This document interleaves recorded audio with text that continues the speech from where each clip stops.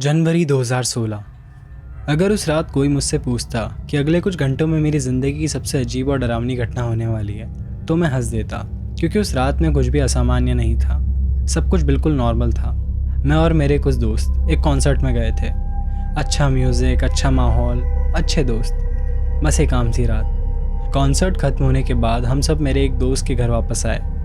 रात काफ़ी हो चुकी थी, लेकिन किसी को नींद नहीं आ रही थी, तो हम लोग लिविंग रूम में बैठ गए। कोई खाने का सामान निकाल रहा था, कोई फ़ोन चला रहा था, कोई कॉन्सर्ट की बातें कर रहा था।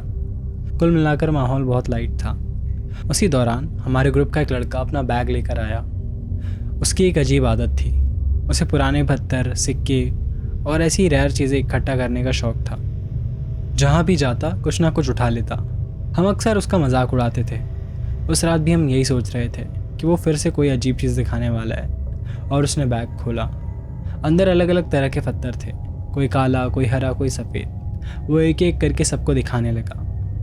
हम में से कुछ लोग उसे हाथ में लेकर देख रहे थे, कुछ मजाक कर रहे थे, कुछ को कोई दिलचस्पी ही नहीं थी। लेकिन फिर उसने एक और पत्थर निकाला, और जैसे ही उसने वो पत्थर हाथ में लिया, उसका व्यवहार थोड़ा बदल गया। वो पहले से थोड़ा ज़्यादा सीरियस हो गया। पत्थर बैंगनी रंग का था। वो पत्थर बाकी पत्थरों से थोड़ा अलग लग रहा था। उसने उसे बहुत सावधानी से पकड़ा हुआ था, जैसे कोई कीमती चीज़ हो। फिर उसने कहा, यह हमारे परिवार में करीब 300 साल से है। कमरे में अचानक सन्नाटा छा गया। अब तक हम हंस रहे थे, लेकिन यह सुनते ही सबकी उत्सुकता बढ़ गई। 300 साल, ये कोई साधारण चीज़ नहीं थी। मैंने मजाक में पूछा, सच में? वो बोला, हाँ, मेरे दादाजी ने मुझे दिया था। उन्हें उनके दादाजी से मिला था। उसकी आवाज़ में मजाक नहीं था, वो पूरी तरह सीरियस था। उसने पत्थर को कमरे के बीच रख दिया और हम सब उसे देखने लगे। आज भी मुझे याद है, उस पत्थर को देखते हुए मुझे एक अजीब सा एहसास हो रहा था। कोई ऐसी चीज़ जो शायद तक हम नहीं जानते थे, लेकिन शायद मैं ज़्यादा सोच रहा था। कुछ देर बाद हमारे ग्रुप की एक लड़की आगे बढ़ी। उसने मुस्कुराते हुए कहा, इतना खास है तो देखने दो। और उसने पत्थर हाथ में उठा लिया, और बस यहीं से सब बदलना शुरू हुआ। पहले कुछ सेकंड तक कुछ हुआ नहीं। वो उसे हाथ में घुमाकर देख रही थी। बाकी लोग बातें कर रहे थे। फिर अचानक उसके चेहरे की मुस्कान गायब हो गई, एकदम से, जैसे किसी ने स्विच ऑफ कर दिया हो। मैंने सोचा शायद वो मजाक कर रही है, लेकिन फिर उसकी आंखें मेरी तरफ उठी और मेरे शरीर में सिहरन दौड़ गई। कुछ गलत था, बहुत गलत। उसकी आंखें पहले जैसी नहीं लग रही थी। मैं समझ नहीं पा रहा था कि क्या बदला है, लेकिन उसका चेहरा बिल्कुल अलग लग रहा था। कमरे में धीरे धीरे बातचीत बंद होने लगी। लोग उसकी तरफ देखने लगे, क्योंकि अब सिर्फ मैं नहीं, सब लोग नोटिस कर रहे थे। वो बिल्कुल चुप बैठी थी। पत्थर अभी भी उसके हाथ में था, और वो कमरे में मौजूद हर इंसान को ऐसे देख रही थी जैसे पहली बार देख रही हो। फिर उसने मुस्कुराया, लेकिन वो उसकी नॉर्मल मुस्कान नहीं थी। उसमें कुछ ऐसा था जिसने मेरे पेट में एक अजीब सा डर पैदा किया। फिर उसने बोलना शुरू किया, और जो आवाज़ निकली उसे सुनकर पूरे कमरे में सन्नाटा छा गया। पहले हम लोगों को लगा कि किसी दूसरी भाषा में बोल रही है, लेकिन कुछ सेकंड बाद एहसास हुआ वो दूसरी भाषा में नहीं, वो उल्टा बोल रही थी। सचमुच उल्टा।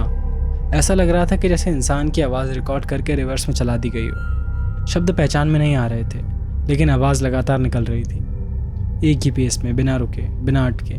मैंने अपने दोस्त की तरफ देखा। उसका चेहरा सफ़ेद पड़ चुका था।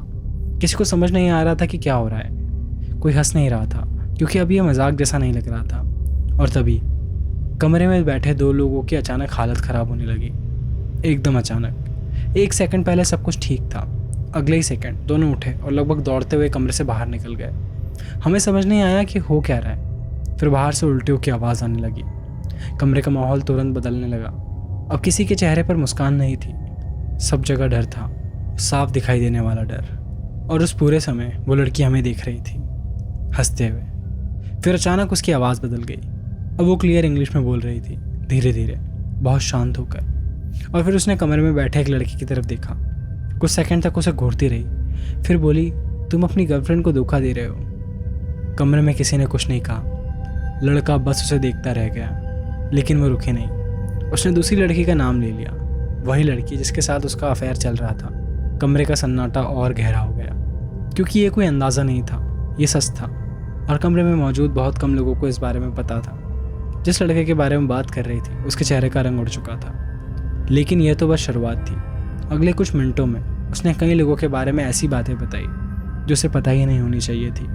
परिवार की बातें, रिश्तों की बातें, गहरे राज, ऐसी चीज़ें जिसका जिक्र उस कमरे में कभी नहीं हुआ था और हर बात सही निकल रही थी। ये बातें उसको पता नहीं होनी चाहिए थी।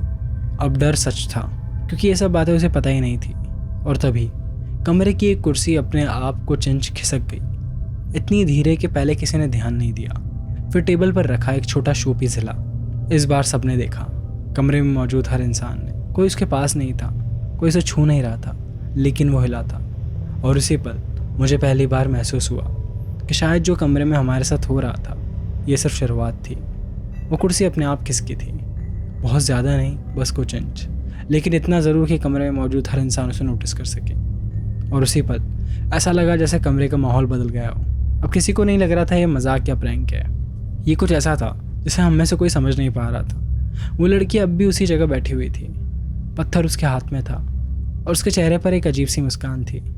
फिर धीरे धीरे घर में दूसरी चीज़ें होने लगी। टेबल पर रखा एक ग्लास हल्का सा हिला, फिर दूसरी तरफ रखा एक फ़ोटो फ्रेम। किसी ने उसे छुआ नहीं था और उसके पास भी कोई नहीं था। इन सामानों को किसी ने नहीं छुआ था और ना ही उनके पास कोई था, फिर भी वो हिल रहे थे। मैं खुद को समझाने की कोशिश कर रहा था कि शायद हम सब तनाव में हैं, शायद हम सब ज़्यादा सोच रहे हैं, शायद हम थके हुए हैं। लेकिन जितनी देर बीत रही थी खुद को समझाना उतना ही मुश्किल होता जा रहा था। फिर घर का एक दरवाज़ा अपने आप बंद हो गया। धड़ाम, आवाज़ पूरे घर में गूंज गई। सब चौंक कर उधर देखने लगे। कुछ सेकंड बाद दूसरा दरवाज़ा बंद हुआ, फिर तीसरा। ऐसा लग रहा था जैसे घर का हर कमरा एक एक करके खुद को बंद कर रहा हो। कमरे की हवा भारी महसूस होने लगी और उस पूरे समय वो लड़की हमें देख रही थी, बिल्कुल शांत, बिना घबराहट के, जैसे उसे पहले से पता हो कि आगे क्या होने वाला है। फिर हमारे ग्रुप का वही लड़का जिसका अफेयर उसने सबके सामने बता दिया था, अपने दोस्त के पास झुककर फुसफुसाया, ये पागल हो गई है। बस इतना। और मैं आज तक उस टाइमिंग को नहीं समझ पाया, क्योंकि जैसे ही उसके मुंह से ये शब्द निकले उसी सेकंड बाहर से एक विस्फोटक आवाज़ आई। धड़ाम, पूरा घर कांप गया। हम सब अपनी जगह से उछल पड़े। हम भागकर खिड़की की तरफ गए और जो देखा उसे देखकर मेरी रीढ़ में ठंड उतर गई। बाहर खड़ी उस लड़के की कार का विंडशील्ड पूरी तरह टूट चुका था। उस पर छत से बर्फ़ का एक बहुत बड़ा टुकड़ा गिरा था, इतना बड़ा कि किसी इंसान को लग जाए तो शायद उसकी जान भी जा सकती थी।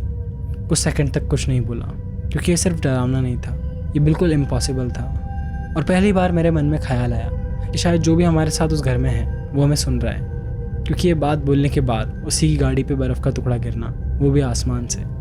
काफ़ी देर बाद माहौल थोड़ा शांत हुआ, या कम से कम हमने खुद को यही समझाया। रात बहुत हो चुकी थी, सब मेंटली बहुत थक चुके थे। किसी ने कहा कि अब सो जाना चाहिए, और तभी हम सबको एक बात याद आई। उस लड़की के साथ किसी को कमरा शेयर करना था। कमरे में सन्नाटा छा गया। किसी ने कुछ नहीं कहा, लेकिन सबके चेहरे पर एक ही जवाब था, नहीं, बिल्कुल नहीं।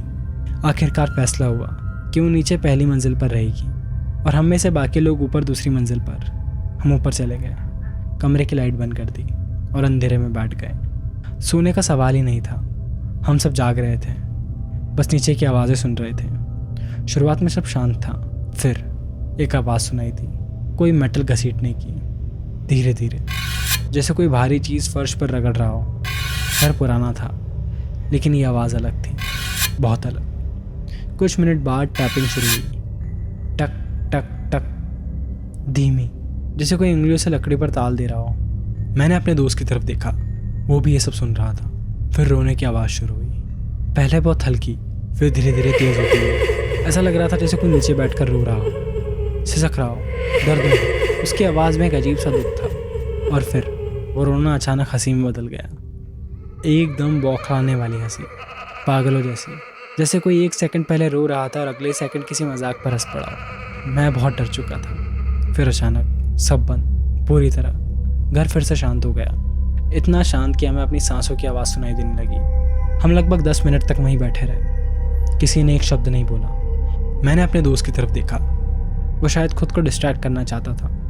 उसने फेसबुक खोला और अगले ही पल उसका चेहरा बदल गया। उसने कहा, ये देखो। हम सब उसके फ़ोन की तरफ झुके। स्क्रीन पर एक नई पोस्ट थी, फेसबुक पर 5 मिनट पहले की गई, और वो पोस्ट उसी लड़के के अकाउंट से थी।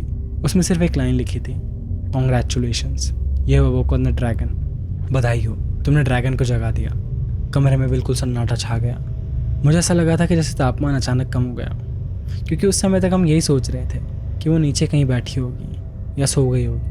लेकिन उसने अभी अभी ये पोस्ट डाली थी और उसी दौरान नीचे से वो सारी आवाज़ें आ रही थी। हमने सीढ़ियों से कदमों की आवाज़ सुनी। एक कदम, फिर सन्नाटा, दूसरा कदम, फिर सन्नाटा। ये इंसानों जैसी चाल नहीं थी, बहुत भारी थी, बहुत धीमी। ऐसा लग रहा था कि जैसे कोई बहुत बड़ा जानवर 4 पैरों पर सीढ़ियों पर चल रहा हो। हर कदम पूरे घर में महसूस हो रहा था। धप धप। वो चीज़ धीरे धीरे ऊपर आ रही थी, जैसे उसे कोई जल्दी नहीं थी, जैसे उसे पता था कि हम कहीं नहीं जा रहे हैं। मैंने महसूस किया कि मैं सांस रोक कर बैठा हूँ और बाकी सब भी। कोई हिल ही नहीं रहा था, कोई बोल नहीं रहा था। हम सब बस सुन रहे थे। फिर वो आवाज़ करीब आती जा रही थी और आखिरकार वो सीढ़ियों के बिल्कुल ऊपर आकर रुक गई। सन्नाटा और कुछ नहीं हुआ। मैंने अपने दोस्त की तरफ देखा और उसने मेरी तरफ। हम दोनों जानते थे कि कोई ना कोई नीचे झांकने वाला है। आखिरकार हम धीरे धीरे आगे बढ़े। दिल इतनी तेज़ धड़क रहा था कि उसकी आवाज़ सुनाई दे रही थी।